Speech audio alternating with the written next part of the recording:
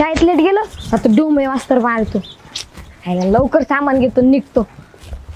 किती वेळेस बघते शैलेश काका एक आहे ना निरमा पुडा द्या, साबण द्या, एक अंगाला लावायचं साबण द्या, 2 कुरकुरे द्या, एक तेलाचा डबा द्या. थांब जरा हळूहळू सांग.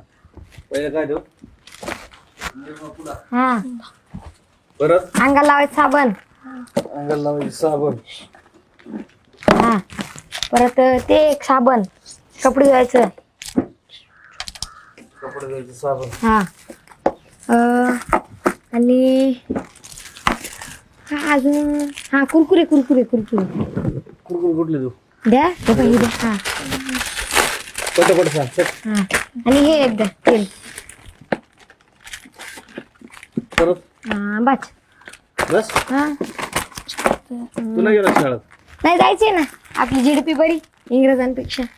आज आहे का? हा मग एक काम करू हिशोब मार बरं एवढं. बरं 45 रुपये झाले. हा 45. मारला मी. हा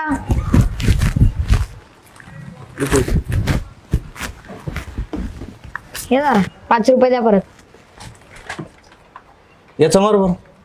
हा द्या. काय इंग्रजी दे. 10 20 30 40 45 46 47 आणि हे झाले किती 53 रुपये झाले.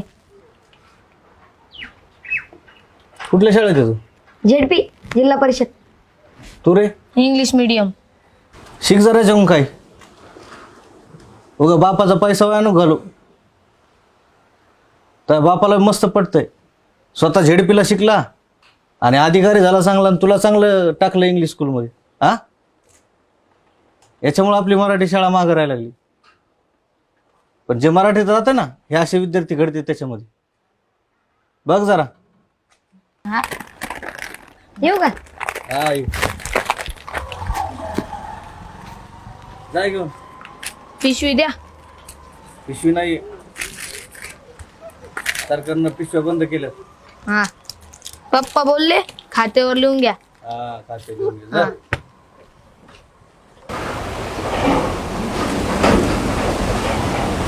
बरं झालं माझ्या पोराला झेडपीला टाकलं,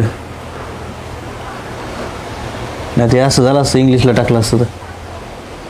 हे इंग्लिशवाल्यांना नुसता बाजार मांडला पैशाचा.